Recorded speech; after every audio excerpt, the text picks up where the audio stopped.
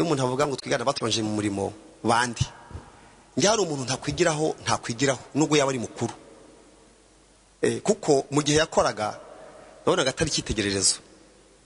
Ntabwo rero mu gihe ashaje ariko yababaye icyitegererezo. Niba utarigeze uba icyitegererezo uri gukora umurimo w'Imana uri mu muryango wawe, tutekereze ko tuzakugira cyo umuryango uzakugira icyitegererezo utari warabaye cyo mu gihe wakoraga. Abemerewe kuvuzwa rero na UBF, abemerewe kuvuzwa na UBF ingingo ya 3 nabara abakozi b'itora ADEPR nkuko twabivuze n'ibigo bishamikiyeho bari mu kiruhuko cy'izabukuru ariko bari basanzwe bavuzwa na UBF. Yendo tudukurikiraho ndagira ngo muze kutwumva neza.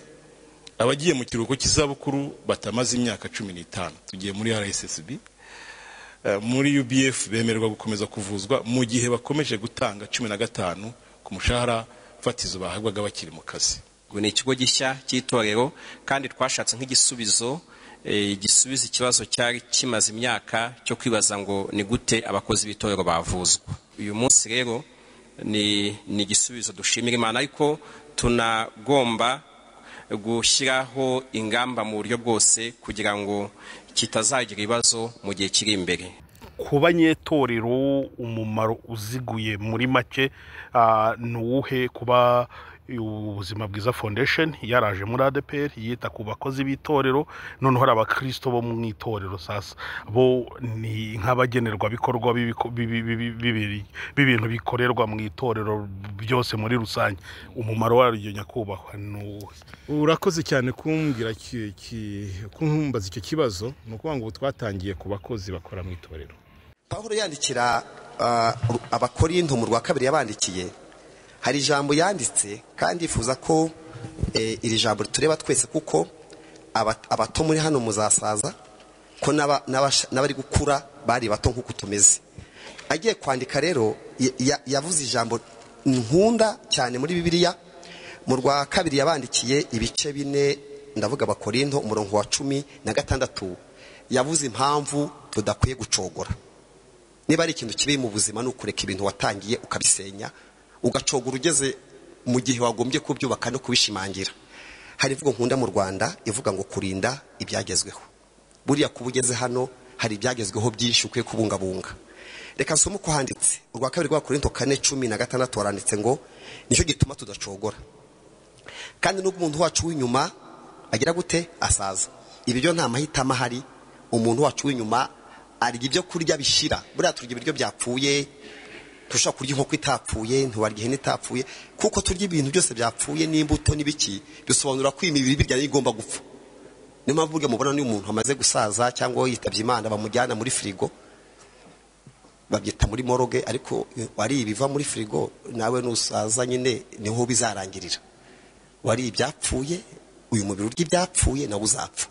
Ariko Pawulo aravuga ngo nubwo umuntu wacu w'inyuma agira gute asaza, ngo umuntu wacu w'imbere umva ukuntu amera gute, ahora ahinduka mushya uko bukeye. Ubwo n'abantu babiri, hari umuntu w'inyuma ugaragara ugenda urangira, ugenda ucika intege, ugenda urwaragurika. Harimo n'umuntu w'imbere w'umwuka. Uyu mugabo icyo ashatse kuvuga nuko babisikana, uw'inyuma agenda ashiraho, uw'imbere aba mushya. Noneho ikintu Pawulo yavuze nk'inama yatanze icyatumye adasaza kabiri, yaravuze ngo kubabazwa kwacu kugihwayihwaye kw'aka kanya ngo kwiyongeranya kuturemera ubwiza bw'iteka ryose bukomeye. Avuga akantu gatuma umuntu adakwiye gusaza. Rero ikintu warebaho ntusazi, yaravuze ngo natwe ntitureba kubiboneka. Iboneka rero urya iyo ubirebye ukabitumbira usaza nkabyo. Nta kintu cyose cyo mu isi kidashira kidasaza ushingiye ku mubiri wawe no ku bindi. Yaravuze ngo natwe ntitureba kubiboneka ahubwo tureba kubitaboneka, kuko iboneka ari iby'akanya gato nayo bitaboneka n'iby'igihe cyose n'ibyiteka. Iryo ni ibanga rero. N'ibiki bitaboneka n'ibiki biboneka, n'ibiki biboneka n'ibiki bitaboneka. Reka duhere ku Mana. Imana yacu ntago ari ibumba, ntago ari igishushanyo, nayo iri mu bitaboneka. Pawulo yigeze avuga ngo ibitaboneka by'Imana nizo mbaraga zayo no gukomera kwayo nibyo bituma ikomera. Yaba Imana yabonekaga yari kubirwara, ubundi gasiba, ubundi kajya mu kiruko cy'izabukuru, kabifite aho yagiye n'aho itagiye.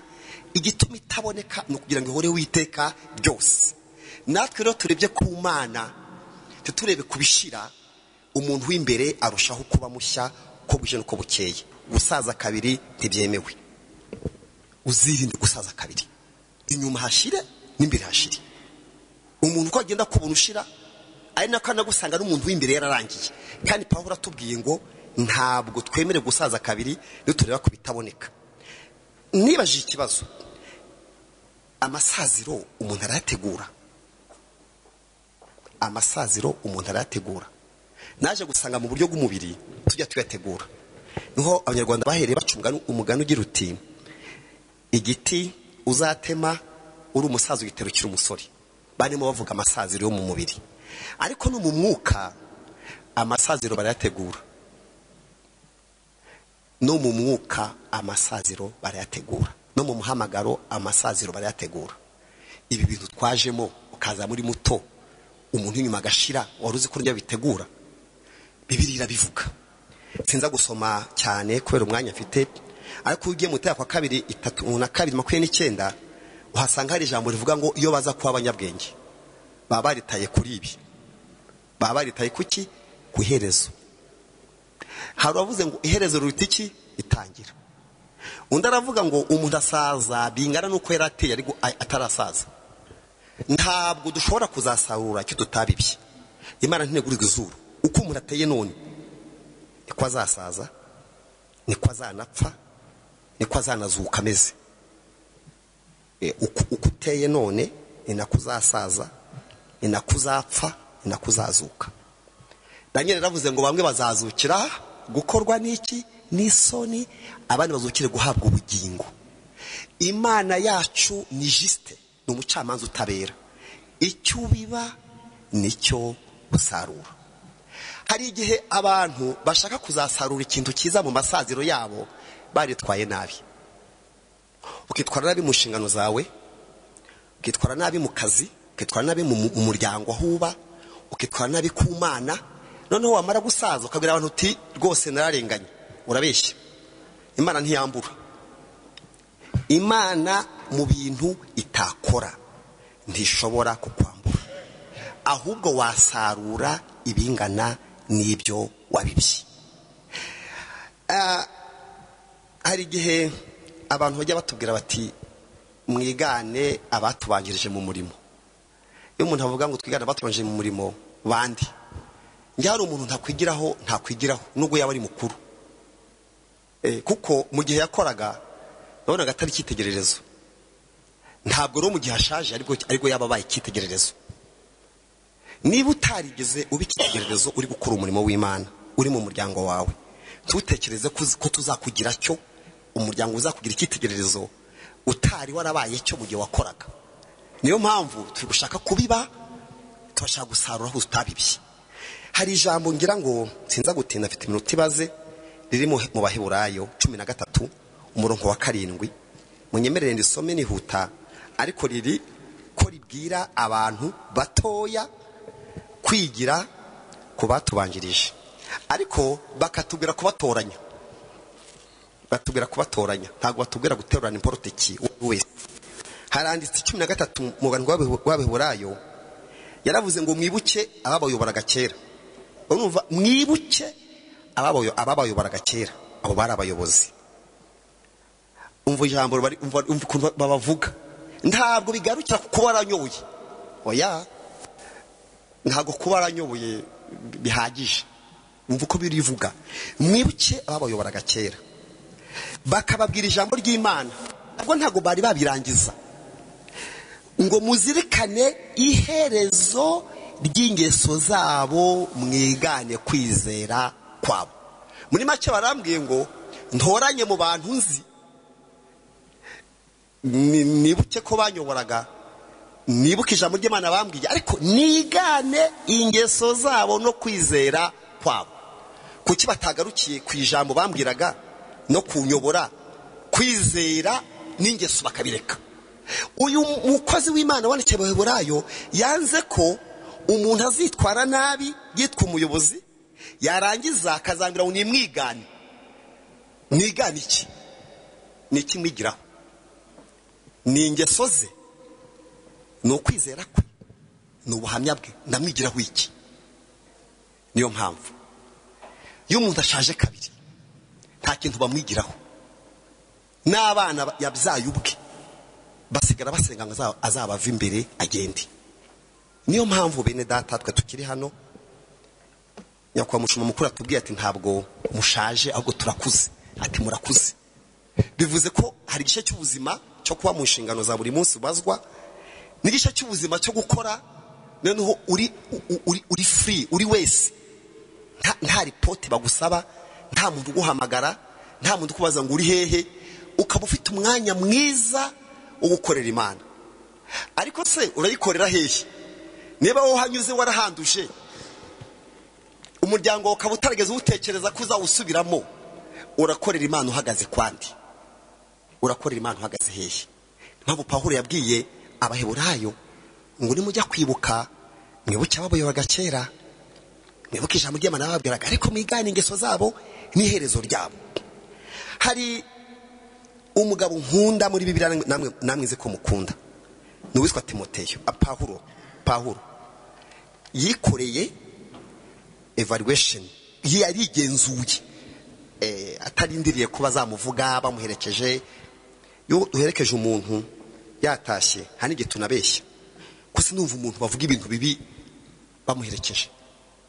Ntabwo ndamwumva bavuge ngo uyu muntu nubwo agiye batondeke ibintu bibi, bashaka ibyiza bakabiremekanya. Pawulo we yanze ko bazabimuvugaho, ahitamo kubyandika. Uwakubwira ngo wandike ibyo wowe witangaho ubuhamya wowe kwita cyawe, aribyo tuzasoma wa munsi twaguherekeje, wakwandika iki? Yanze ko bazabimuvugaho, wa muco w'Abanyarwanda ngo umuntu wacu, hari nta muntu n'umwe uvuga ibintu bibi ku muntu watashye, baramwubaha bagaceceka bakabiremekanya. Ariko wakubwira ngo wandike ibyo tuzakuvugaho tuzabisome ku munsi wadukuwemo, wakwandika iki? Pawulo we rero yahisemo kuvuga ati reka mbabwire ibyo muzavuga.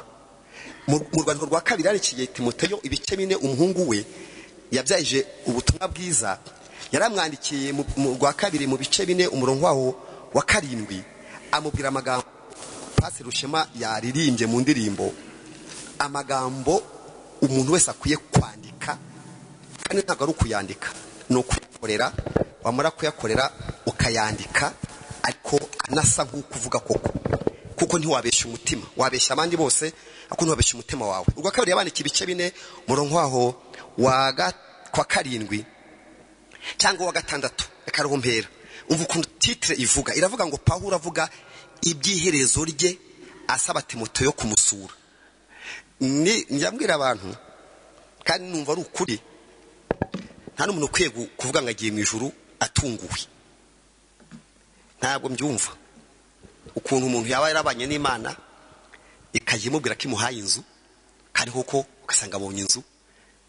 Byari byose tuvuga Imana iduha, noneho wajya gutaha ugataha utazi iyo ugiye utanabizi. Cyaba ari ikibazo. Uwo mubano wawe n'Imana wawe uri mu kibazo gikomeye. Ikimenyetso cy'uko wabanye n'Imana neza ni nuko igutegura mu gihe cyo kuva mu isi, kandi imaze iminsi bikora. Hari umusaza witabye Imana witwa Kanezio, muramuzi, yatashye yari iwacu mu masengesho, yari yarabwiwe n'Imana ko agiye gutaha, ngasezera umudamu n'abana, babwiye ati Imana iri kumbwira ko nkwiye gutunganya ibyanjye. Abazi Kanezio muramuzi, ako yatunganyije ibye, nta harwaye, nta kimurya. Abwira abana ati nguyu 8 ngabana banjye ndiko ndi kugenda, ndumva uyu musaza ko turi kumwe. So mwari kumwe cyagihe, oye wari mwaje muri 3, urabizi atahiye iwacu. Baje abasaza 3 twatumira mu giterane, baririmba ku munsi wa mbere, baratwigisha. Bucya ku munsi wa kabiri ari umwigisha wa mu gitondo, aryamye yiteguye kwigisha, ari mu cyumba cye aryamye arasinzira. Tubaza abasaza bagenanaga nawe, mwaje mubizi ko mutuzaniye umugeni ugomba gutahira iwacu? Baravuga ngo ntabwo twatwarabanye n'Imana kuri urugero ngo dutahe tutazi urugendo rwacu. Twari tuzi umunsi n'igihe, ariko twari dufite ibimenyetso by'umugenzi. Ndetse mwari mwanahanuye mu iteraniro, niba ukibyibuka. Niwe wahanuye, ndumva ari wowe. Iravuze ati mbonye umugeni agiye, kandi ubwo bivugaga ari 3 bari kuririmba, harimo muri bugende, tugira ngo umugeni n'uwo basuye nitwego turi bugende, naho n'umwe muri bo bari bugende. n'umushumba Aimable yari ahari niwe wari waje abazanye. Aimable yaje abahetse mu modoka ye. Aimable no huye n'ikibazo, uzanye abashumba batatu baje mu giterane, gusubiro cyabaye ingorane. Ariko ubuhamya bwaturutse mu muryango n'umubana no ku mugore bwaraduhumurije. Amen. Ukwiye kuzataha udatunguwe kuko amaherezo bizakubaho. Paulo rero nawe niko byamugendekeye, arangije abwira Timoteyo ati ngwino nkubwire amakuru. Ntabwo twabana n'Imana neza ngo utabizi. Ngiye nyogokuru byara papa, ninge nabaye nyogokuru imyaka myinshi. Bucya arambwira ati mwana wanjye ati ndenda gutaha, ntahamuryaga. Nene arambwira ngo y'abantu bagiye gutaha, niko nyokuru yambwiye abantu bagiye gutaha ati iyo batamurambuye amaboko n'amaguru arikunja kunja, ati ngiye nzabyikorera. Wowe ati nese uzabanza umenye ko ugiye gupfa ubyikorere. Arambwira ngo ntago narabanye n'Imana wonge gutaha ntabizi. Ibi mbabwira ndi imbere y'Imana. Mukecuru nyogokuru umbyara yarafite imyaka 100, yakundaga Yesu, yabanje kujya gusenga agifite imbaraga, buke zirashira akajya akora amasengesho ya wenyine. Wa munsi abandi basenga aho atagiye mu rusengero akura iteraniro rye, akiriza ubusaba mu nzu, afite ibyishimo n'umunezero. Buke yarakaraba mu gitondo, araza gura mukazana ati ngunu nyambiki, ati sura ajya uyu munsi, ati yapfuye ari ku cyumweru, ati abandi bagiye gusenga ashakurirwa nsa neza nkuko nari bugiye gusenga ameze ntunganya. Mukecuru baramutunganya, arambara, maze kwambara yambara imyenda yakundaga. Umukecuru yararyamye arasinzira. None ni gute wavuga kubana n'Imana ko wayikoreye, ko mwabanye ukabaho nkaho utakoreye Imana nyiri bihe byose? Paulo arabwirwa ati umva mugaragu wanjye Paulo rero shaka wasezera abana. Ntabwo yari mu bitaro, ntabwo yari arwaye. Ijwi ryaramubwiye riti nabanye nawe, naraguhamagaye uranyumva, none ugiye gutaha. Tumaho Timoteyo yimubwira amakuru ya nyuma y'urugendo. Aravuga ati ngewe Paulo maze kumera nk'isoko gicaniro, igihe cyo kugenda kwanjye kirasohoye. Umva kantu keza cyane, so kugenda ko tuzagenda. Ibisoko gicaniro ni amadeshe, ni bya bintu bakubura nkuko wafata igice cyukakinyunyuza, wafatisha ukabyimineke, ni ibintu bashyira muri pubere, ni ibintu mbese byamaze kuba byakoreshejwe. Aravuga ati narakoreshejwe, nabaye exploité n'Imana. Imana yambyaje umusaruro, ngeze ahantu mbese nkaho mbese ngeze ahantu. Ariko avuga akantu nakunze bene data, yaravuze ngo narwanye intambara nziza. Wewe warwanye iki? Intambara zawe z'ubuzima bwawe nize warwanye? Narwanye intambara nziza. Ni byose? Ati cyane. Muze ati mbwira icya kabiri. Ati kandi narangije urugendo. Tekereza ni uri kubyivugira, we bazabikuvugira, wagombye kubimenya. Narangije urugendo. Urugendo rwarangiye. Ati cyane. Ariko avuga ikintu cyiza, narinze iki? Ibyo kwizera. Ibyo kwizera ni ibyiringiro. 11 mu Heburayo haravuga ngo kwizera nuko mudashidikanya ibyiringirwa. Yarinze ibintu byose byatumye Imana imuhamagara, yarabirinze arabizitira.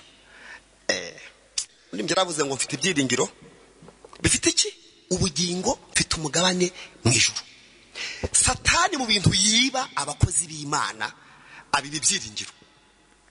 Nigeze ndibaza ko abakristo Imana ibumva n'abapasiteri Imana yibumva.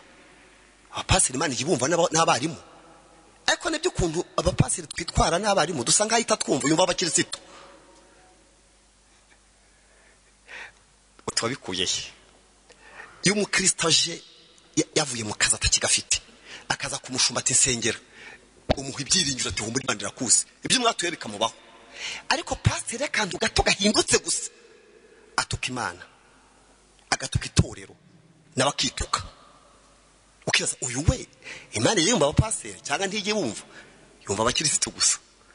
Kubera iki abahabaye iki? Kwibwa ibyiringiro. Yaravuze ngo narinze ibyo kwizera. Mana imbabazi, ndabinginga murindi ibi bintu.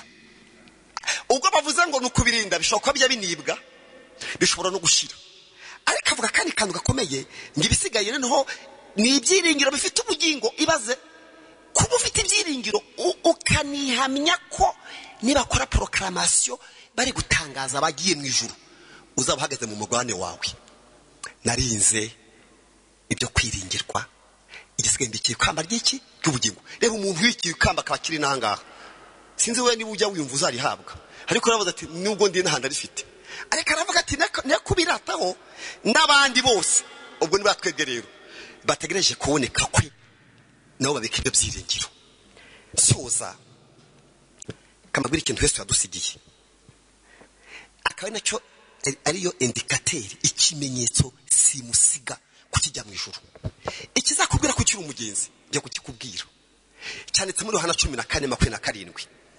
Iki kintu ni ikintu Yesu yasize, kandi ntabwo Yesu yatanga ibintu bitoya. Yatanze ikintu, atanga ikintu cyinshi. Ntabwo Imana itanga utuntu duto, Imana itanga ibintu binini. Nasomye muri 14 nsanga hari ikintu Yesu yadusigiye tugiye gusengeramo dusoza.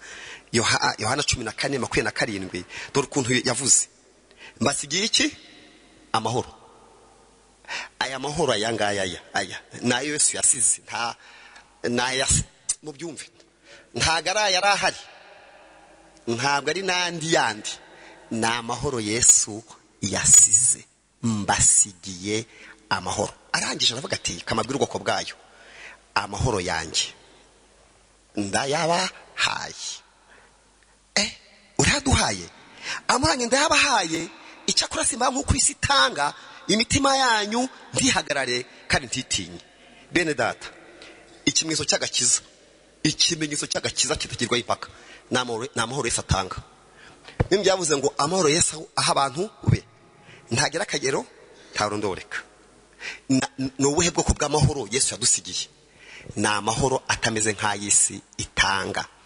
Amahoro isi itanga ni amahoro ahindagurika, agendana n'uko izuba ryavuye, n'imvura, n'umushahara, n'akazi, no gukundwa, n'icyubahiro. Ni amahoro nyina ashingiye kuri ibyo n'isi itanga. Ako Yesu yavuze ngo amahoro mbahaye, nayo bita mu giheburayo ngo ni shalom. Shalom ni amahoro yo mu mutima, yo mu mubiri, mu bitekerezo, nayo mu mwuka. Ni amahoro yuzuye. Niyo Yesu yasigiye abantu bayo. Amahoro Yesu aha abantu be ntagira akagero, ntarondoreka, nta maganya abasha kugira gute. Imitima irindwa n'iki? N'umucunguzi. Ureke mbabwire, nta kintu umuntu yaguha ngo ubone aya mahoro. Inka ntiyatanga, nta mushahara uyatanga, nta nzi yatanga, nta position iyatanga. Aya mahoro arahenze. Niyo mpamvu Yesu yavuze ngo akayacakara ngo mbasigiye iki? Amahoro. Hari umuririmbyi yavuze ngo ubwo Yesu ankunda nda amahoro, kubibabaze nyinshi nda amahoro, ngo naho ndiho, naho napfa nzi ko nkundwa n'iki? N'ubite ngo byose bizambera byiza, no mu byago nzaririmba. Aya mahoro niyo Yobu yari afite. Yobu yakundaga Imana kugeza ubwo Imana imwirata. Imana igikora urutonde rw'abagabo yirata, rw'abakobwa yirata, n'abasore n'abamama. Maze Imana ibaza Satani ati uturutse ati mvuye ko kuzerera, ati waba wabonye umugaragu wanjye Yobu uburyo ankunda akirinda ibibi? Satani ntigeze ahakana. Dukeneye kugira ubuhamya kugeza ubwo Satani abugutangira. Ukeneye ubuhamya kugeza ubwo babije Satani bati umuvugaho iki? Kuko abandi bahazamo amarangamutima. Satani ntihakanye, rero ati rwose nanjye ndabyemera pe. Yoba aririnda, yirinda ibibi kandi arakiranuka. Aravuga ati ariko hebyo ntavugaho rumwe nawe wa Mana we. Ni nk'iki se? Ati wagira bari abana, ira mitungo, buri buzima, ira position, uri amwanya hagazemo. Kose kuko wowe ntiwamera nkawe. Imana iravuga ngo Yobu ntanyubahira ibifatika. Afite shalom, amahoro yitwa shalom. Amahoro adashingiye ku ruhu rwe, ku bana be, ku mitungo ye, yari n'umwami no ku buyobozi. Ni umunyamahoro, ni amahoro afite yahawe n'Imana. Satani abwira Imana ati noho mpangiye gukuraho ndebe ngiye gufata ibi bintu bimugose. Muzirinde ko amahoro yacu ashingira ku bintu bishira. Amahoro ashingira ku bintu bishira azashira. Ayazashira. Ashingiye ku mwanya w'akazi azashira, ashingiye ku mushahara azashira. Amahoro yose ashingiye ku bishira azarangira. Sinaho Yesu yavuze. yobu afata ibintu byose, satani afata ibintu byose yo kwa yobu, abana, imitungo, maze yobu ngo ntiyatuka imana ye. Abwira umugore ati niwe yabimpaye nayo bijyanye, ati ahubwo ninashimwe noneho nihimbazwe. Satani asubira ati wa mugabo uzi ko burya nabimazeho, ariho ngasanga aracyavuga ngo uruwera, ngo uruko wari uri hereye kera kose, ngo urukuri. Imana ati nibyo nakubwiraga yobu ntanyubahira ibifatika. Noneho Satani abwira Imana ati harakani njyaho gusaba, ati wamuteza uburwayi bw'agasuzuguro, ibishyuti bihereye mu maguru kugeza ku musatsi. Imana ibwira iyo Satani ati niyo yarwara ni umurokore, yarwara adatukana. Uzinde kurwara mutukana, uzinde kuba umuntu w'ibitutsi, ngo usaze uvuga nabi ntawakwegera, usaze uvumana kubera ikigeragezo wahuye nacyo. Yobu ngo yishimisha urujyo. Noneho madamu aravuga ati ibintu byo kwishimisha urujyo, ariko ikimbabaza ni ukumva uvugamo n'Imana neza. Ukuntu uvuga Imana neza niyo bintangaza. Ati n'ukuntu urambiranye mu kibazo yituke wipfiri. Avuga ijambo nakunze, sinzikuraho ubunyangamugayo, sinzikuraho ubunyangamugayo. Tekereza gucanwa kwanjye ndagukomeje, batize iby'uruhu bivugaho iki? Atumva nkubwire rero, uruhu rwanjye nirumara kubora, urumva icyo bita ibyiringiro, nirumara kubora nzareba Imana afite undi mubiri. Murakoze cyane, ntugasaze kabiri, ntugasaze kabiri. Genda wuzura umwuka wera wuzuraga, rindi byagezweho. Kandi mufite iminota ibiri, namaze kumenya ko iyo umuntu yakoreye Imana igihe kirekire aba ameze nk'ubatse inzu ya etaje ndende. Inzu ya etaje ndende yiguye igwa ku zindi ntoya ziyegereye. Iyo uguye ntugwa wenyine, nugwa ntuzagwa wenyine. Hari abantu wabereye papa utazi, hari abantu bajya bakureba bagakomera. Iyo uguye kuba kwawe kuba kunini kukugwa ku bandi bantu benshi. Niyo mpamvu usanga abana b'abapasiteri banga Imana, twayivuze nabi mu muryango, tuvuga itorero nabi. None uriya bazanga abana bacu banze kujya gusenga, basenga bate ikiganiro kiwowe mu rugo ari gutuka Imana n'umurimo wayo no gutuka bene data? Imana ikurinde kuzasaza kabiri, ntukagwe ku bana, ntukabitaje iguyigwa ku zindi nzu kuba kwayo kwabaye kunini. Imana ikurinde ubake ku musenyi, ubake ku rutare. Maze Yobu Imana irebye ubuhamya bw'iravuga ngo wabana yabana, wagira umugabo yagira umugabo nka Yobu. Bene data reka mbifurize kuzasaza kabiri. Amen. Kandi birategurwa. Uzasaza nk'uko ukora, uzapfa nk'uko ubayeho, uzazuka nk'uko wari umeze, nk'uko wapfuye umeze. Nta yindi process zaba. Igishyimbo iyo bagiteye kidashobora kumera kigumayo. Nta kindi kizakubaho. Uko wakoze niko uzasaza, uko ushaje niko uzapfa, uko upfuye niko uzazuka umeze. Niyo mpamvu iyo baza kwa nyabwenge bari kwita ku iherezo ryabo. Iminota 30 bampaye irarangiye, ariko ndifuza ko mwanyemerera tugahaguruka tugakora rya jambo ngo iyo baza kwa nyabwenge bari kwita kuki ku iherezo ryabo. Bahaguruke.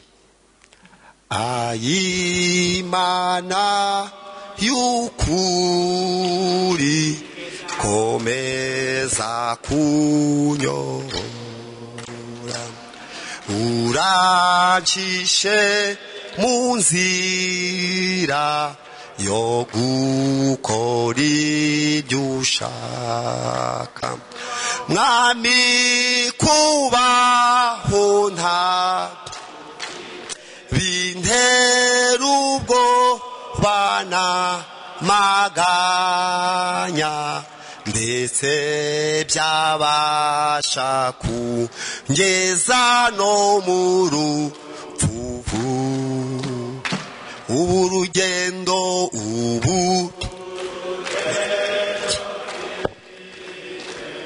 n'urwo kujya mu ijuru.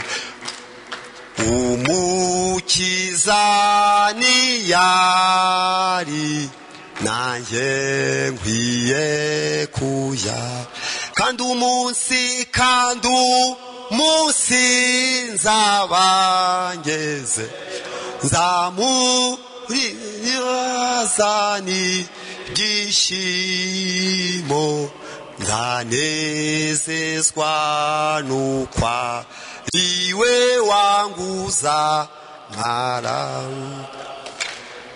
kansabe nyako mushumba wacu yegera imbere atuyobore mu isengesho ryo kuzasoza neza inshingano, umuhamagaro n'ubuzima bwo mu isi. Karibu kwa mushumba. Mu gihe dusenga, mbere yuko nsenga umuntu afata ikiganza umuntu umwe, ko tugiye gusenga n'ubundi ufata ikiganza umuntu umwe, niba umuntu mwicaranye utamuzi izina umubaza izina kugira ngo musengere mu izina. Fata umwe gusa, wifata babiri. Fata umwe ikiganza, wifata babiri, fata umwe uwo muntu ufashe ugiye kumusengera, kubera ko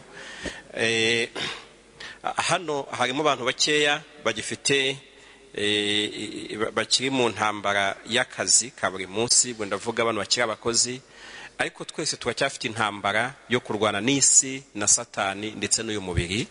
Kandi gusoza kwa nyuma tuzabwirwa ijambo nuko mugaragu mwiza, ntabwo ari njye uzarivuga, hari undi uzarivuga. Na niyo mpamvu uwo muntu ufashe ikiganza ugiye kumusengera nyine, ugiye kumusengera. Hari ibyo tutabasha kwishoboza, dushobozwa na Kristo. Ni nako Pawulo yavuga ngo nshobozwa na Kristo umpa imbaraga, kugira ngo asoze afite biriya byiringiro. N'ariya magambo ntabwo byavuye muri Pawulo ubwe, kuko kamere ye ntiyari kubigeraho, ariko Kristo utanga imbaraga niwe wabimushoboje. Rero uwo muntu ugiye kumusengera umuvuze mu izina. Iyo bikiba ibinshobokera, buri muntu wese ne kumushyira ikiganza nkamusenya nk'umushumba mukuru, ariko ntibyakunda uyu mwanya.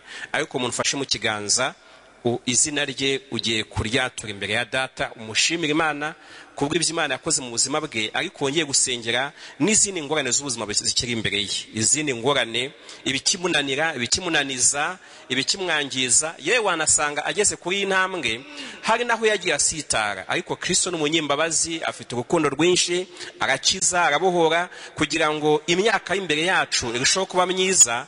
Ugiye rero kumusengera mu izina rya Kristo Yesu. Yesu Kristo, tugushimiye ko waduhaye uyu mwanya.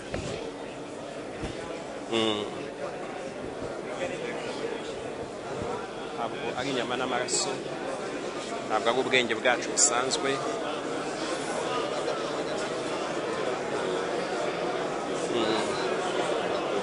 ntabwo ari ibintu twashobora gusa.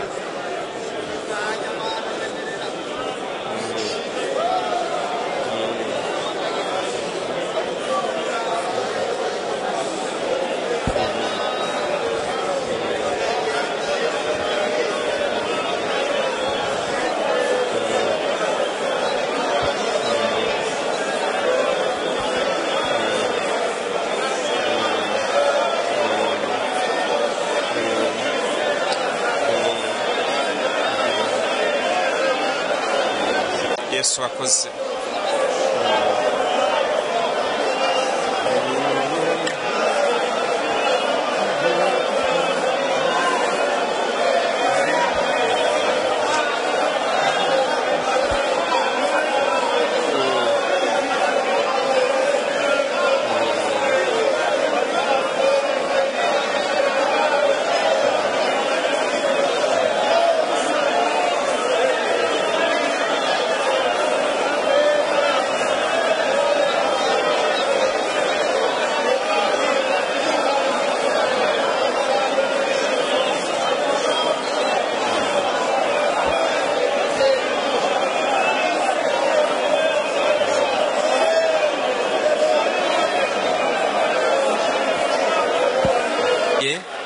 Tugushimiye ko ari waduhamagaye, tugushimiye ko iyi myaka tumaze mu murimo ntabwo byabaye imbaraga zacu, ntibyabaye ububasha bwacu n'ubushobozi bwacu. Tugushimiye mu ngendo zitandukanye twakoze, aho twagiye, haba n'amaguru, haba mu binyabiziga, aho twasuye, aho twavuze ubutumwa, aho twaraye.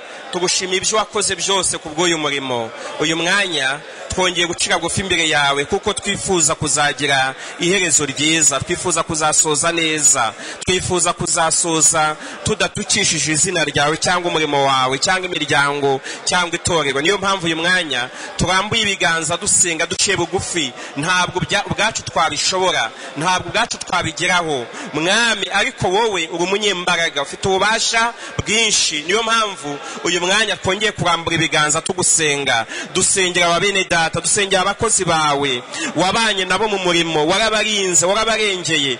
Ariko uyu munsi turi hano twaje kugushima, twaje kuguhimbariza ibyo wakoze mu murimo, ariko twaje no kukwereka n'urugendo tugifite imbere yacu kubw'umurimo, kubw'imibereho, kubw'ubuzima, kugira ngo ibyo tutashobora ubidushoboze, kugira ngo ibyo tutakemura ubidukemurire. Ikirenze ibyo byose ukomeze kuduha kugira ibyiringiro, ukomeze kuduha kukwizera, ukomeze kubuzuza umwuka wera, ukomeze kubaha imbaraga nshya, ukomeze kubaha amaso akubona n'amatwi akumva n'umutima ukwiringiye, ukomeze gukingura umutima wabo kugira ngo ntibacogore, ntibasaze mu buryo bw'umwuka, kugira ngo umunsi umwe bazagira iherezo rizatuma bakirwa neza, rizatuma babona ingorano z'imirimo bakoze bakiri muri ubu buzima. Yesu turagushimiye, Yesu tukurambura amaboko, tuguhaye icyubahiro. Niwe dushimiye ibyakozwe byose, niwe tubihimbarije n'uyu munsi, no kuba turi hamwe uyu munsi twaje kugira ngo dushime uyu murimo. Niwe wenyine wabikoze. Urakoze gukomeza kubana natwe mu biganiro dufite. Yesu Kristo uvugane natwe muri byose kandi uduhe umugisha. Ni mu izina rya Kristo Yesu tubisabye urakoze. Amen, amen. Hallelujah. N'ubuzima bwiza foundation. Hano rero hari icyerekezo, hakaba icyo tugamije, hakaba n'intego ya fondation ya UBF. Iyo mubona biteguye gutya, nibiba biteguye gutya, biba bifite akamaro. Ufite telefone yawe ifotora nk'ibintu ukajya ubisiga kugira ngo nabyo bikomeze kudufasha. Umwanya ni wa Andre. Pastor arakoze Claude, kuri uno mwanya tubonye natwe nk'uko yababwiye. Nitwa Andre Rurangangabo, ndi umuyobozi w'ikigo cy'ubwishingizi benshi mumaze kukimenya cyitwa Ubuzima Bwiza Foundation cyangwa se Fondation y'Ubuzima Bwiza, cyatangijwe n'itorero ADPR, nayo n'umugisha w'Imana. Rero nshimye Imana kuko iduhaye uno mwanya wo kugira ngo tubone n'abakozi b'Imana. Imana ibishimirwe. Dushimiye ubuyobozi bwacu bwatekereje ko natwe twabaganiriza ku kiganiro cy'uburyo tutekereza kuvuza abakozi bagiye mu zabukuru. Imana ibahe umugisha. Dushimye n'ijambo ry'Imana, nubwo ndi muto muri mwebwe ariko nanjye inkoze ku mutima.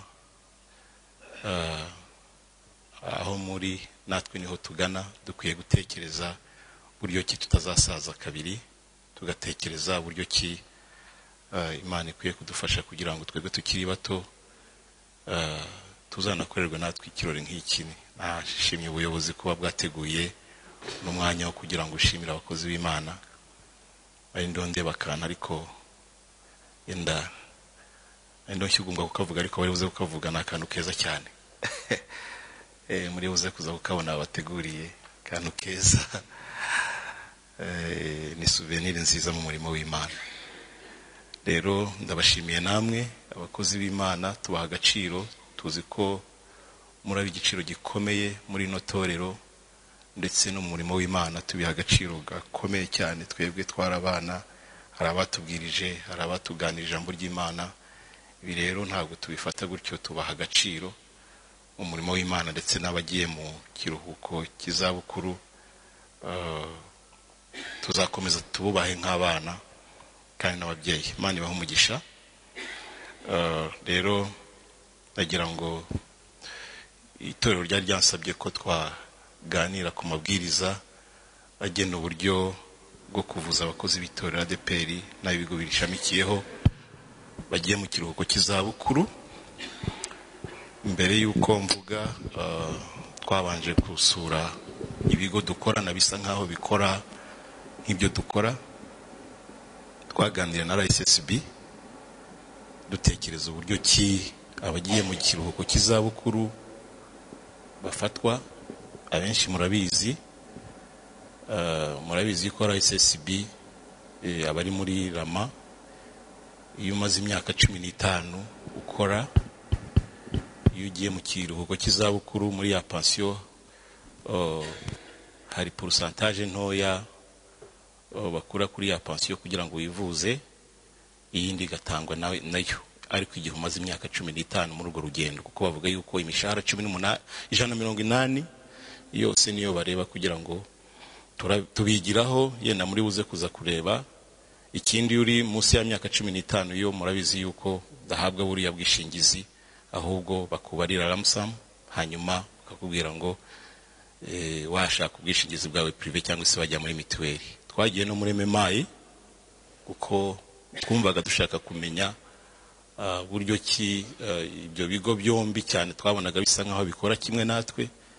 MMI nayo twagiye tureba abayobozi babo, nabo ntabwo mu kuvuza yenda abagiye mu gihe cy'izabukuru ntibatangiriye aho. Hari urugendo bakoze, hari ibiganiro batubwiye ko baratubwira ati twebwe twaraganira igihe kinini cyane kandi bashyizemo amafaranga menshi, kuko muzi ko inzego za gisirikare ni abakozi ariko n'abakozi ba leta. Hari bije nyine leta ishyiramo, batubwiye ko ari amafaranga leta ishyira mu kigega kibavuza, ariko ari Minadef, ari na polisi n'abariya bashinzwe ibintu by'igorora bagira amafaranga bashyiramo kugira ngo bavuze abakozi. Nabyo ariko byatangiye, muzi ko MMI yatangiye muri 2005, byafashe igihe urugendo rwo kugira ngo byibura bashyireho iyo gahunda. Ubwo rero twagira ngo turebe ese niki twebwe twakora kugira ngo byibura tubashe, nubwo yenda tutagera kuri RSSB, muzi imyaka RSSB maze ndetse na MMI twe turacyari bato cyane ugereranyije n'ibyo bigo bibiri, kuko ibindi byo n'ubucuruzi. Ubucuruzi rero muhurirana ku cyumuhaye, mu cyongereza ngo no premium no cover. Icyumuhaye nicyo kuvuza, utagifite uragenda. So twahuje rero n'ibyo bintu ko ari bibiri, ibyo bigo bibiri. Hanyuma ubuyobozi bw'itorero budusabye yuko twatekereza, nibwo twatekereje ano mabwiriza kugira ngo byibura mu cyifuzo cyacu nuko twagumana abakozi b'Imana bagiye mu gihe kiruhuko cy'izabukuru. Kumva ari icyifuzo cyacu. Mu minsi ishize nko mu kwezi kwa 7 kwa 8, enda ndibuze kwihuta ibi ntabwo ntinda, umukozi yigeze anyegera. Hari umuntu wari ugiye mu kiruhuko cy'izabukuru, ashobora kuba ari naha ngaha nubwo ntamuvuga izina. Yaragiye mu kiruhuko cy'izabukuru ariko aba honnête, bikamvuge ngo honnête, yaratubwiye ati se ko nzi ko ngiye mu kiruhuko cy'izabukuru, bakaba bampaye facture nini cyane. Yari facture yo 574 nini cyane. Hanyuma umukozi nyine we aravuga ati rero no muntu agiye mu kiruhuko cy'izabukuru n'ubundi wamureka akagenda akirwariza. Ariko icyo gihe twari tukiri mu biganiro, murabizi yuko kuva mwajya mu kiruhuko cy'izabukuru mwagumanya amakarita, twariho tugishakisha buryo ki twaganira. Ubundi ari ahandi twari guhita tuba desactiva, tukababwira ati muduha amakarita hanyuma Imana ibagirire neza. Ntabwo ariko twabigenza, ariko hariho kugira ngo byira dutegure kino kiganiro mu cyumve, mu rwego rwo kugira ngo mwumve ibyo ubuyobozi butekereza, mu bimenye, hanyuma tukomezanye no rugendo. Uwo mukozi rero naramubwiye nti reka dukomeze twihangane, baracyabiha umurongo, twishyura amafaranga n'ubu turacyamwishyurira, kuko murabizi yuko umubiri bavuga ngo byarudahatse kwishyura amafaranga 540 ingahe buri kwezi, buriya ntabwo ari amafaranga makeya muri bino bigo by'ubwishingizi.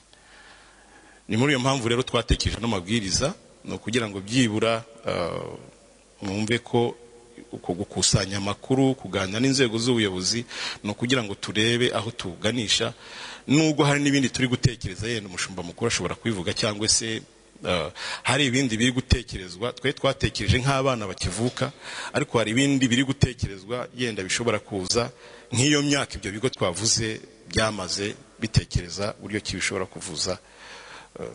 Ayo mabwiriza rero agena uburyo bwo kuvuza abakozi b'itorero ADEPR n'ab'ibigo bishamikiyeho bagiye mu kiruhuko cy'izabukuru. Nk'uko muzi, hari abakozi b'itorero, ariko hari ibigo bishamikiyeyo. Iyo tuvuze Dove Investment Company, abakozi bose bakora muri bino bigo by'ubucuruzi ubu bavuzwa na UBF, ndetse duherutse kongeramo IPG, bavuga IPG, Institut Pentecôtiste de Gisenyi, ndetse n'abakozi ba UBF. Turi gusaba n'ibigo byacu by'amashuri privé yuko byatugana. Niyo mpamvu tuvuga yuko ibigo byose bishamikiye ku itorero twifuza yuko baza tugafatanya n'urugendo rwo kubavuza. So ni ingingo rero zigera nko mu 10, ntabwo ndi butinde. Ingingo ya mbere ni cya mabwiriza agamije. Aya mabwiriza agamije kwerekana uburyo abanyamuryango wa UBF bagiye mu kiruhuko cy'izabukuru bakomeza kuvuzwa mu gihe babyifuza. Aha ntabwo ari agahato, nubwo twebwe twifuza yuko twakomeza kukuvuza. Aya mabwiriza agaragaza ibyo abagiye mu kiruhuko cy'izabukuru basabwa kugira ngo bakomeze kuvuzwa, ndetse n'ibyo bazahabwa na UBF. Iyo tuvuze UBF ni Ubuzima Bwiza Foundation. Aya mabwiriza rero areba mu ngingo ya 2. Aya mabwiriza areba bari abakozi b'itorero ADEPR ndetse n'abigo bishamikiyeho bagiye mu kiruhuko cy'izabukuru bari basanzwe bafite ubwishingizi bwo kuvuzwa na UBF, bakaba bashaka gukomeza kuvuzwa nayo mu gihe bari mu kiruhuko cy'izabukuru. Ndumva byumvikana. Ni abari abakozi b'itorero ADEPR ndetse na bya bigo twavuze bagiye mu kiruhuko cy'izabukuru bari basanzwe bafite ubwishingizi. Ni abari basanzwe ari abanyamuryango ba UBF. Hari n'ibindi biri gutekerezwa, yenda tuzagenda tubibabwira hamwe n'ubuyobozi, gutekereza abantu bashobora kuba barashoje umurimo neza nk'uko muwushoje, ariko bashobora kwifuza ko baza tukabavuza. Ibyo nabyo biri muri gahunda. Bari abakozi b'itorero nabyo biri muri gahunda, yenda nibigeraho nabo bazagerwaho. Abemerewe kuvuzwa rero na UBF, abemerewe kuvuzwa na UBF ingingo ya 3 ni abari abakozi b'itorero ADEPR nk'uko twabivuze n'ibigo bishamikiyeho bari mu kiruhuko cy'izabukuru, ariko bari basanzwe bavuzwa na UBF. Yenda tudukurikiraho ndagira ngo muze kutwumva neza. Abagiye mu kiruhuko cy'izabukuru batamaze imyaka 15, tugiye muri RSSB, muri UBF bemererwa gukomeza kuvuzwa mu gihe bakomeje gutanga 15 ku mushahara fatizo bahabwaga bakiri mu kazi. Ni ukuvuga ko 7% umukoresha yamutangiraga arayitangira. Nabibabwiye, twagendeye kuri RSSB nubwo ari ikigo gikuru, ariko muzi yuko iyo utamaze muri ya myaka 15 n'ubundi baguha lump sum, hanyuma ukivuza wajya muri privé cyangwa se ukaba wajya muri mituweli. Aha rero 15% niyo twifuza ku muntu utaramara imyaka 15. Ndatekereza yuko twese ntawe uramara imyaka 15. Ikindi ku banyamuryango ba UBF bamaze imyaka 15 kuzamura batanga gusa 7.5% ku mushahara fatizo bahabwa bakiri mu kazi. Indi 7.5% itangwa na UBF. Turateganya yuko muri ya mishahara y'amezi 180 byibura ayo mafaranga azaba yabyajwe umusaruro, hanyuma byibura ya mafaranga umukoresha yatangaga 7.5 atangwe noneho n'ikigo kuko kizaba cyaramaze gukura. Nibyo dutekereza mu gihe umukozi yaba amaze imyaka 15, uretse ko hari n'ibindi nyine bitekerezwa tukiganiraho n'ubuyobozi bukuru bw'itorero ryacu. Impinduka zabaho ku musanzu utangwa n'abagiye mu kiruhuko cy'izabukuru zimenyeshwa inama y'ubutegetsi ya fondation, uwashinze ikigo ari itorero ADEPR ndetse n'umunyamuryango. Turi mu isi hindagurika, ariko impinduka zose zabaho habaho kuziganira kugira ngo byibura turebe ikiza cyabera umunyamuryango. Ingingo ya 4 ni uburyo bwo gusaba gukomeza kuvuzwa na UBF. Bavuze ko umukoresha muri bya bigo twavuze azajya yandikira umuyobozi wa UBF amugezaho urutonde rw'abagiye mu kiruhuko cy'izabukuru ruriho n'imyirondoro yabo, amazina yabo, aho batuye, aho basengera, nimero y'indangamuntu, nimero ya telefone. Umukozi ugiye mu kiruhuko cy'izabukuru nawe azajya yandikira ubuyobozi. Tuba twifuza commitment kureba nimba uwo mukozi nawe abyifuza, kuko ntabwo ari itegeko, ntabwo ari agahato, nubwo ari icyifuzo. Umukozi ugiye mu kiruhuko cy'izabukuru nawe azajya yandikira ubuyobozi bwa UBF asaba ko yakomeza kuvuzwa, kandi akanagaragaza ko yemeye kujya yishyura imisanzu yo kwivuza ku gihe kandi ku gihe nk'uko biteganywa n'aya mabwiriza. Hazajya hasinywa kandi amasezerano hagati ya UBF n'uzajya yishyura umusanzu wo kwivuza ugiye mu kiruhuko cy'izabukuru, ubwe cyangwa umwishingizi we. Turaza kubibona yuko ushobora gusanga yenda umwana wawe cyangwa se ushobora kuvuga ati papa, iyi myaka tamenya aya mafaranga, ibyo nabyo bishobora kuba hariho ubwo buryo bwo kugira ngo, cyangwa se undi muntu wese, undi muterankunga ashobora kuvuga ati wakoreye Imana, kozi w'Imana, uno bwishingizi. Uburyo bwo kwishyura imisanzu, umusanzu wo kwivuza ku bari mu kiruhuko cy'izabukuru uzajya utangwa buri gihembwe, ni ukuvuga inshuro enye mu mwaka. Turabizi yuko igihembwe kigira, umwaka ugira ibihembwe 4. Tuganire n'itorero rero, twifuje ko uyu musanzu watangwa kuri buri gihembwe kugira ngo tubashe kuvuza umuntu ugiye mu kiruhuko cy'izabukuru. Umusanzu uzajya ushyirwa kuri konti ya Fondasiyo Ubuzima Bwiza iri muri banki ya Kigali ifite nimero ziriya. Inyemezabwishyu izajya yoherezwa ku biro bikuru bya UBF. Ingingo ya 6, uwemereye kwishyura umusanzu. Aha naho ni byiza ko tuhumva. Umunyamuryango uri mu kiruhuko cy'izabukuru ubwe, umwishingizi we, cyangwa ikigo nterankunga cyemeye kumwishingira, cyangwa cyemeye kwishingira itsinda ry'abantu benshi bari mu kiruhuko cy'izabukuru, bakajya babishyurira imisanzu. Nibyo navuze, ushobora kwishyura mu ubwawe. Birashoboka yuko wabona umwishingizi, ushobora kuba umwana wawe, benshi baba bakuze, bavuga ati rero kugira ngo, murabizi hanze ikintu cyitwa ubuvuzi ni ikintu gihenze cyane.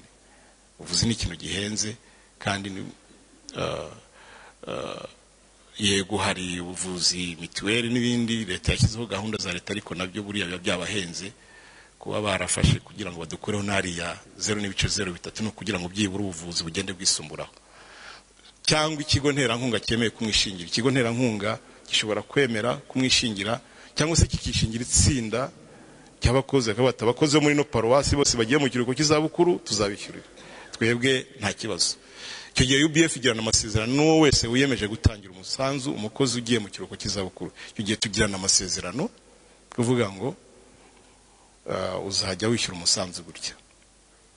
Igihe wishingiye atangira kuvuzwa, uwahawe ubwishingizi na UBF ari mu kiruhuko cy'izabukuru yemererwa kwivuza mu gihe amaze gutanga umusanzu w'ubwishingizi bwo kwivuza kuri konti twavuze hejuru, agashyikiriza inyemezabwishyu ubuyobozi bwa UBF. Birumvikana, igihe tumaze kubona yuko ufashe icyemezo cyo kugira ngo tuze tukuvuze, twagiranye amasezerano, icyo gihe noneho uba wemerewe kwivuza, ndetse ukabanza ukishyura kugira ngo tubashe kubona uburyo tukuvuza. Hanyuma ingingo ya 8 ni igihe ubwishingizi bwo kwivuza buhagarikwa, ko hari igihe bibaho. Iyo uri mu kiruhuko cy'izabukuru uvuzwa na UBF akerereho gutanga imisanzu y'iminsi 5, nuko muri cya gihembwe ugakerwaho iminsi 5, ubwishingizi bwawe burahagarikwa kugeza igihe uzishyurira ya misanzu. Mu gihe uwishingiye amaze amezi 3 atishyura umusanzu, ubwishingizi bwe burahagarikwa burundu. Nuko ngo turagutegereza amezi 3, ariko twahagaritse wamara amezi 3 byibura turabuhagarika burundu. Ubwo ni uburyo bwo kugira ngo imikorere y'ikigo igende neza. Hanyuma inshingano za UBF, icyambere, UBF ifite inshingano zo gutanga ubwishingizi bw'ubuvuzi ku bari mu kiruhuko cy'izabukuru bakorera ibigo byavuzwe haruguru, ariko mu gihe bakomeje gutanga imisanzu igenewe bamenyeshejwe na UBF. Ikindi, ikigo Fondasiyo Ubuzima Bwiza kibaha ubuvuzi bujyana n'icyiciro cyo kuvuzwa barimo, hashingiwe ko ingano y'imisanzu yo kwivuza batanga. Mu gihe cyose batanga imisanzu yabo, UBF ifite inshingano zo kubavuza nk'uko byavuzwe muri ino ngingo. Iyo tumaze kugirana amasezerano, dufite inshingano zo kukuvuza nk'uko twabivuze hejuru. Uburyo bwo gukemura ibibazo n'imbogamizi zavuka mu gushyira mu bikorwa aya mabwiriza, hari igihe nyine turi mu isi hashobora kubamo imbogamizi. Habamo rero ingingo ya 10 ivuga yuko mu gihe havutse ibibazo cyangwa hagaragaye imbogamizi mu gushyira mu bikorwa aya mabwiriza, ubuyobozi bwa UBF buganira n'inama y'ubutegetsi ya fondation n'ubuyobozi bw'itorero ADPR nka nyiri ikigo mu rwego rwo kubiha umurongo w'uburyo byakemurwa no kubishakira ibisubizo. Ubu ni uburyo bwo kugira ngo twirinde ko yenda ikigo gishobora kwifatira ibyemezo mu buryo mu cyangwa se ubundi mu gihe habonetseho imbogamizi. So iki ni igihe amabwiriza atangira gukurikizwa. Aya mabwiriza atangira gushyirwa mu bikorwa, amaze gushyirwaho birumvikana n'umukono n'umuyobozi w'inama y'ubutegetsi y'ikigo cy'ubwishingizi Fondation Ubuzima Bwiza. Ndumva nasoza, murakoze cyane. Kereka yenda hari ikibazo cyangwa se ari jewe ari ubuyobozi bw'itorero bwaza kumfasha cyane ko ibi ngibi ntabwo ari iby'ikigo n'ubuyobozi bw'itorero, tuba turi kumwe mu gihe turi gutekereza bino bintu. Imana ibahe umugisha, murakoze cyane.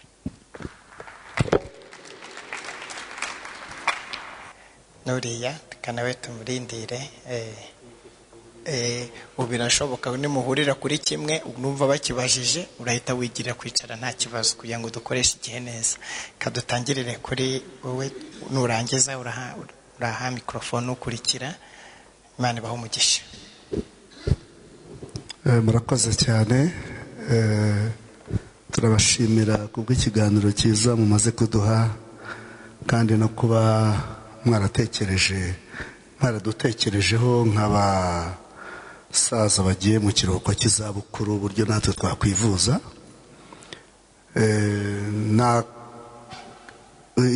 Ikibazo cyanjye kirimo ibibazo bibiri. Icya mbere, numvise ko ari ukwitangira 7.9%, 15%. Udafite imyaka 15 muri kino kigero, ndumva imyaka 15 ni akazi muri kino kigo UBF. Ngira ngo abenshi ntitwari twayigeza. Ntayo urebye mwese, ntawe twese ntitwari twayigeza. Kereka iyo umurimo yenda udafite 15 ubwo yitangira 15%. Okay, icyo ni icya mbere, murakoze. Hanyuma ikindi, ese kuyatanga ni uburyo bw'ikoranabuhanga busanzwe no kuri telefone umuntu akaba yayatanga, ese procedure yo kuyatanga ni iyi? Murakoze cyane. Uwari we wese ndatekereza ko ari bushimire uyu mwanya mwaduhaye, ni umwanya mwiza. Okay, mfite ibibazo bibiri. Kimwe kirashaka gusa n'icya mugenzi wanje, naya 15%. Amazina yawe? Nitwa Rukema Samson, turutse mu rurembo rwa Huye. Narimvuze ngo ikibazo cya mbere ni kuri aya 15. Maratubwiye ngo ni 15 bijanye n'umushahara. Ese uwo mushahara ni uwuhe? Nuwo nahembwaga nkiri mu kazi, ese nuwo ndiko mpembwa ubu nyine? Ni kuwuhe mushahara aya 15 ari bubi? Icyongeyeho akabazo nakavuga ngo umuntu akererewe iminsi 5 adatanze umusanzu, ubwishingizi bwe buba buhagaze bisa nkaho ari agateganyo. Ese igihembwe cyacu kizatangira ryari, gisozwe ryari, kugira ngo tumenye aho duhera? Murakoze. Nitwa Mutware Gihembere Yazari kuva mu rurembo rwa Muhoza. Nari mfite ikibazo n'icyifuzo. Ikibazo cyabajijwe ntabwo ngisubiramo, mugenzi wanje amaze kukibaza. Icyifuzo nicyo ngiye gusorezaho. Urabona nyine turakuze kandi amabwiriza amaze kuduha ni twebwe areba. Icyifuzo rero kwagira ngo natwe nk'aya mabwiriza murebe uko twayatunga kugira ngo tuzatureberaho icyo tugomba gukora. No gukenera ayo mabwiriza ko kuyafata mu mutwe buriya mwasomye ntibyoroshe, ariko umuntu yatunze byamurushaho kugenda muyobora. Murakoze cyane. Nitwa Rutashye Jean Marie Vianney, ururembo rwa Ngoma, paruwasi ya Nyamugari. Yewe icyo narimo ntekereza ni ku bijyanye n'uburyo bwo kwivuza. Narwaje umudamu araremba cyane ngiye kwa muganga, hanyuma kugira ngo baduhe transfert ijya ku bitaro bikuru batubwira yuko mu masezerano ambulance itarimo.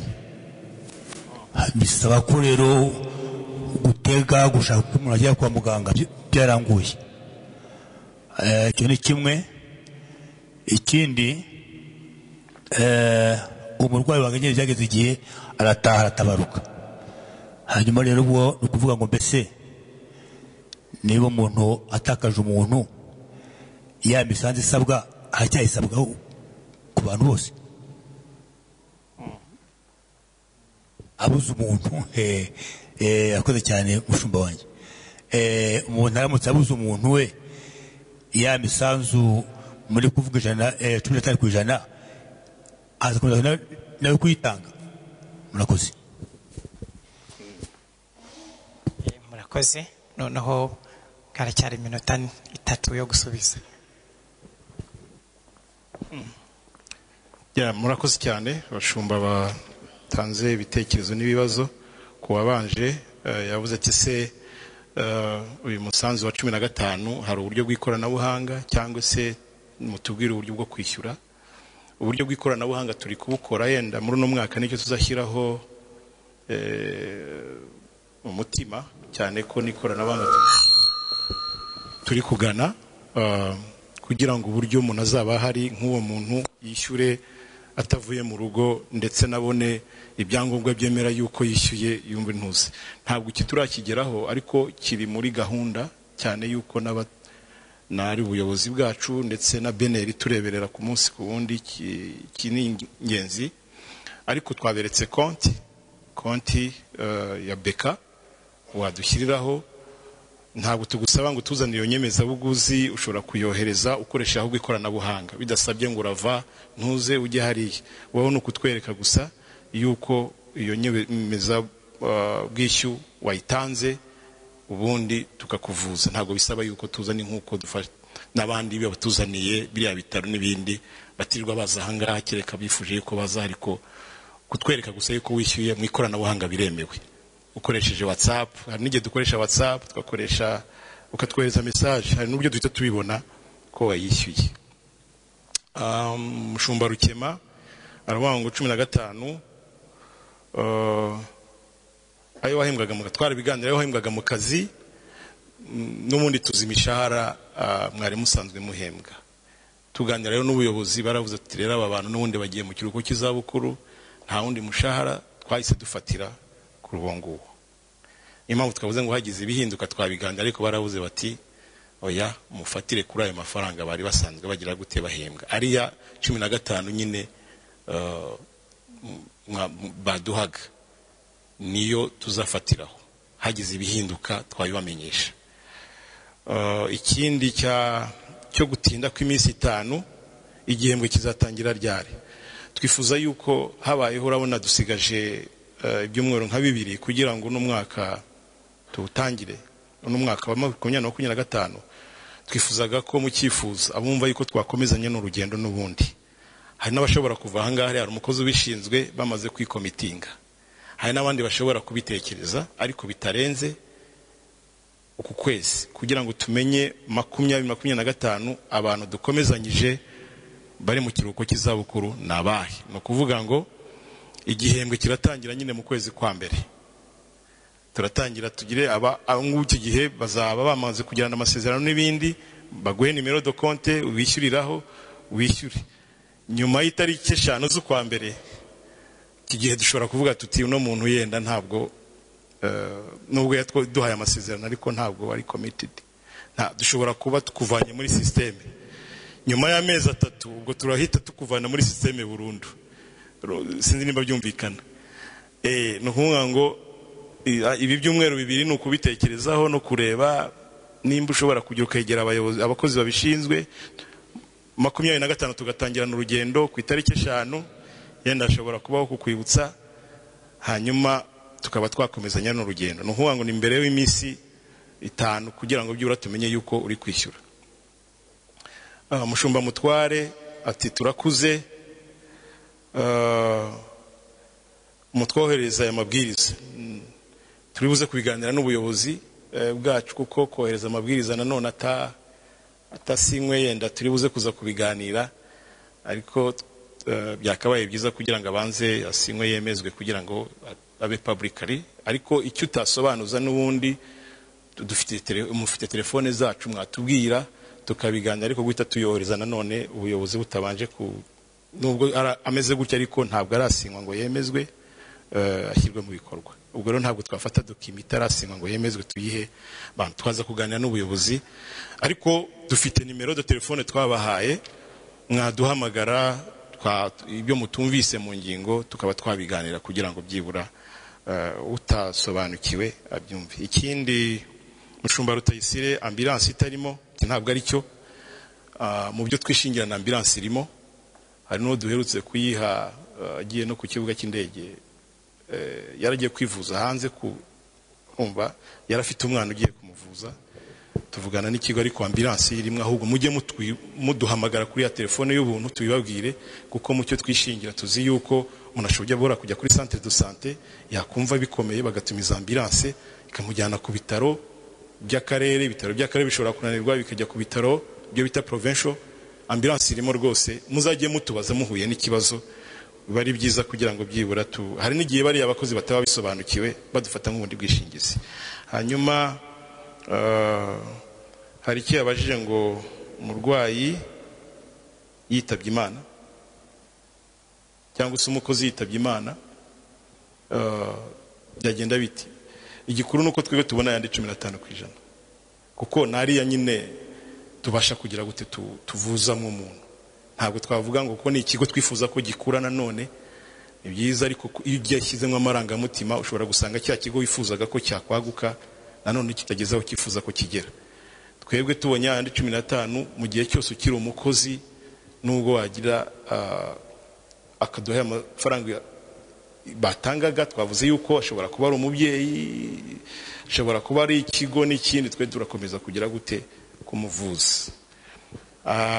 Kereka nimba yavuze kuri wa musanzu yenda wo kwitaba Imana, simbizi wa musanzu dutanga, ariko mu kuvuza n'icyagiye tubona ya mafaranga 15% nibwo tubasha kugira ngo tugire gute tukuvuze.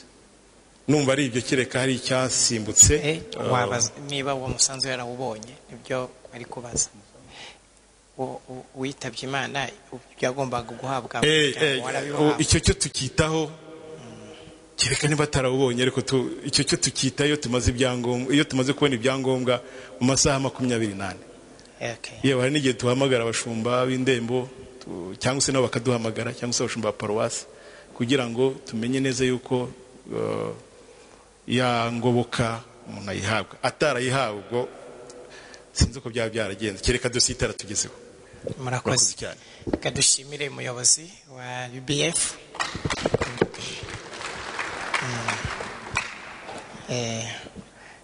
Noneho umushumba mukuru waze adusoreze uyu mwanya kugira ngo tumushimire umuyobozi wa UBF. Iki kigo muzi ko cyatangiye neza mu kwezi kwa karindwi kwa 2023, kandi kiza ari igisubizo twari tumaze igihe dushaka cyane. Ndaza kubigaruka ko gakeya mu kiganiro tugira tumaze kunywa icyayi, ariko tumushimire cyane, ndetse nabo bafatanya uburyo bakora umunsi kundi kugira ngo bacunge iki kigo. Ni ikigo gishya cy'itorero, kandi twashatse nk'igisubizo gisubiza ikibazo cyari kimaze imyaka cyo kwibaza ngo ni gute abakozi b'itorero bavuzwa.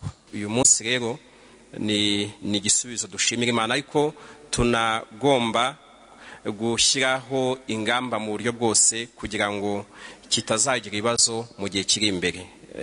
Ikindi ni uburyo kucyubaka. Abantu twarebye ibindi bigo tubasha guheraho ni ibihe, tubasha kwifashisha mu mikorere ni ibihe. Nk'uko yavuze, harimo RSSB hari byinshi cyane muri service batanga twahuje, wasangamo bice bitandukanye nk'ibyo twongeyemo batagira, nk'urugero nk'icyo cya ambulance n'icyo ku muntu wagize ibyago. Rero ariko ikindi yagarutseho ni principe cyangwa se uburyo bwo kuvuza abantu bagiye mu kiruhuko cy'izabukuru. Ntabwo ngiye kubigaruka kuko yabisobanuye impamvu y'imyaka 15 kwa RSSB, impamvu yarindwi n'igice bafata ku muntu maze imyaka 15 n'impamvu ya 15. Iyi mpamvu ya 15 RSSB yo ntabwo itanga. Bega iyo taramara imyaka 15 bo ntabwo bakugumana. Hari ramsamu baguhereza ukagenda ukajya kwirwariza, ariko ubu buryo nka UBF nuko nyine ari ikigo cyacu, n'impamvu yashyizemo ubu buryo bw'umuntu utaramara imyaka 15 kwibaza uko byagenda gutanga icyo gisubizo. Iki ni igisubizo kirimo hano ni icyo gutanga amahirwe ko uhashobora gushaka abishingizi bashobora gufasha gutanga ya contribution ya 15 cyangwa se yarindwi n'igice. Umwishingizi ashobora kuba inshuti yawe, ashobora kuba umwana wawe, umuntu wese wakemera kuvuga ati ngiye uyu muntu cyangwa aba bantu 10 ngiye kubishingira kujya mbatangira 15 cyangwa yarindwi n'igice, kandi bazajya bayatanga bagendeye ku kigero cy'ingano y'amafaranga uhabwa ya pansiyo. Ikindi ni uko noneho nk'itoro natwe ubu twatangiye gukora inyigo ijyanye n'abantu bari mu kigo cy'izabukuru, atari mwebwe gusa. Abantu bari hano uyu munsi ni abantu bagiye mu kigo cy'izabukuru ariko barakora itorero bakajya no mu bwishingizi itorero ryashyizeho bwa UBF. Bega ntabwo uyu munsi twahamagaye abantu bose bagiye mu kigo cy'izabukuru. Murabizi ko hari n'abagiye mu kigo cy'izabukuru UBF itarabaho, namwe murabazi kandi benshi. Rero nk'ubuyobozi turi kwibaza ngo abantu bakoreye itorero bakajya mu kigo cy'izabukuru, hari uwo yavuze wambaje bo banakoze rimwe na rimwe n'ibi turi kuvuga bidahari, n'inka zabo zaragiye mu misanzu cyangwa zaruje bije. Noneho icyo nari mvuze nuko itorero nabwo uretse mwebwe turi no kureba ba bantu bose bagiye bakora itorero bari mu kigo cy'izabukuru, ni ubuhe buryo habaho gushaka ikigega kibafasha nyine kibafasha. Ibyo nabyo turi kubikoraho nibirangira. Turabizi ko hari ibintu byinshi byagiye birangira bikagenda neza. Icyo nacyo turabizi ko mu gihe kiri imbere hari ibindi biganiro tuzagira. Rero aha birashoboka ko paruwase, ururembo, dushobora kubona umufatanyabikorwa runaka n'ibindi bikorwa by'itorero. Icyo nashaka kubabwira ni uko nk'itorero ufite n'ibindi gitekereza mu gihe kiri imbere ku bantu bari mu kigo cy'izabukuru, atari mwebwe gusa ahubwo n'abandi bagiye bakora itorero. Twari turi kuri Dove Hotel n'ahakorera ikigo cya Ubuzima Bwiza Foundation. Turi kumwe n'umuyobozi w'iki kigo rero, kuko mu bintu byari byabaye bari bahuje abasaza bagiye mu kiruhuko cy'izabukuru kugira ngo babwire uburyo bazajya bavuzwa n'ibyo basabwa kugira ngo ibintu byose bize bigenda neza. Turi kumwe rero n'uyu muyobozi, reka hatangire twibwira. Mwiriwe neza? Mwiriwe. Murakoze cyane. Nitwa Rurangangabo André. Nkuko bivuze ndi umuyobozi w'iki kigo cyashinzwe n'itorero ADPR kivuza abakozi b'Imana ndetse n'abandi bose bakorera mu itorero ADPR n'ibigo bishamikiyeho. Abandi umuyobozi w'iki kigo. Yego.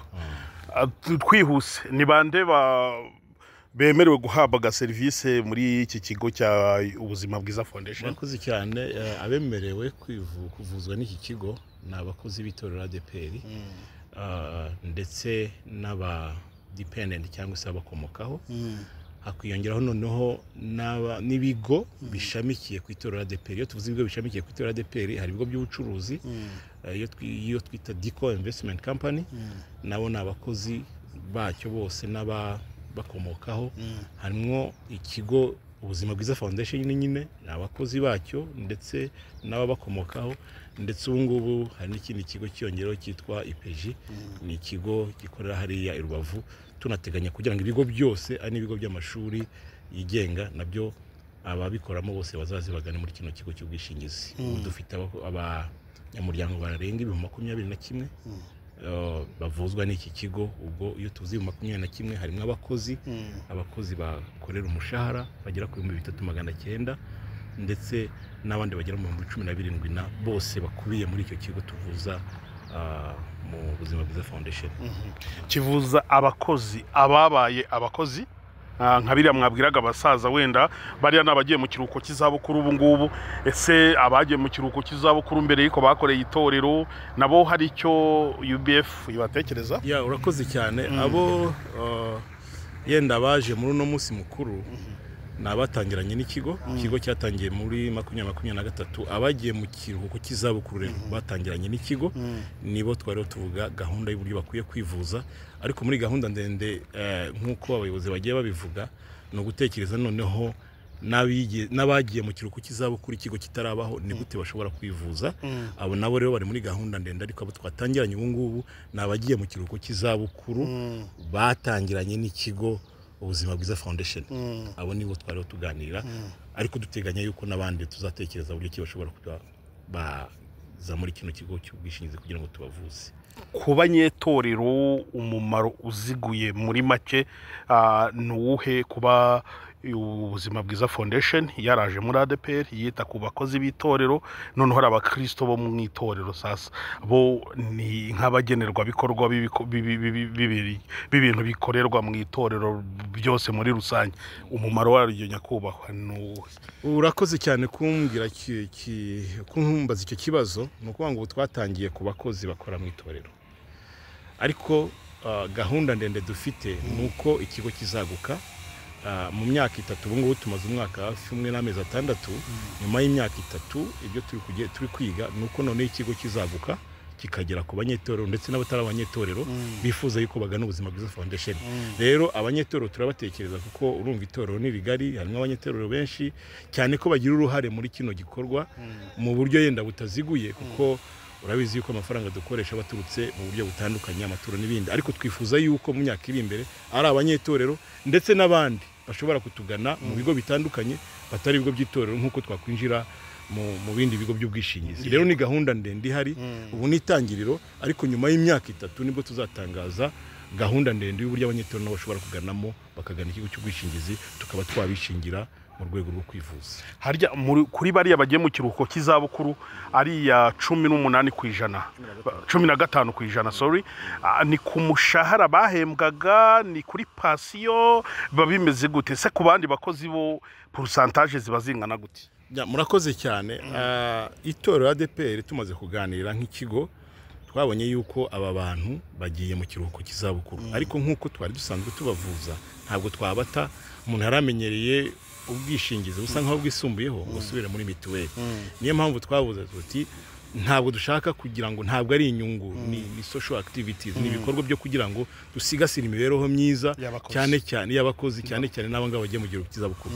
Rero twaravuze tuti 15% y'amafaranga bahabwa muri pension, ayo ngayo niyo bazajya baza tukiga buryo cyo kugira ngo tubafashe kugira ngo bashe kwivuza. Rero urumva ntabwo ari umusanzu ukomeye cyane, ni mbwa buryo social bwo gufasha umuntu ugiye mu kiruhuko cy'izabukuru kugira ngo byibura nawe abashe kwivuza. Ntekereza rero ko ari umusanzu ukomeye itorero ritanze wo kugira ngo byibura aba bantu bagiye nabo bakomeze kwivuza, kandi natwe twumva tuzakora uburyo bwose kugira ngo bashe kwivuza bagire ubuzima bwiza nk'uko bari basanzwe babufite. Ku bakozi basanzwe pourcentage ziba zingana ute? Ku bakozi basanzwe bahembwa no kuvuga ngo umukoresha hari 7.5 yamutangiraga, umukozi nawe akitangira 7.5, ayo 15. Ubu rero itandukaniro no kuvuga ngo bariya umukoresha nyine ni nkaho iriya pourcentage ya 7.5 itajyaga iboneka, niyo mpamvu bo bagize 15%. Ariko nanone twabanga 15 kuri pension, ntabwo ari kuri wa mushahara. 15% kuri pension azajya abona mu rwego rwo kugira ngo tuborohereze tubashyiraho umutwaro uremereye cyane ngo tufate ku mushahara bari basanzwe bafatiraho. Urumva rero ni uburyo bwo kugira ngo byibura wa mukozi w'Imana umwe wakoreye itorero aho rigeze ahangaha nawe ahabwa agaciro, yumve yuko itorero rimutekereza mu bikorwa byose rusange itorero cyangwa se ibikorwa byo kugira ngo abantu biteho ubuzima bwabo nk'uko bihagaze. Murakoze cyane. Murakoze cyane namwe.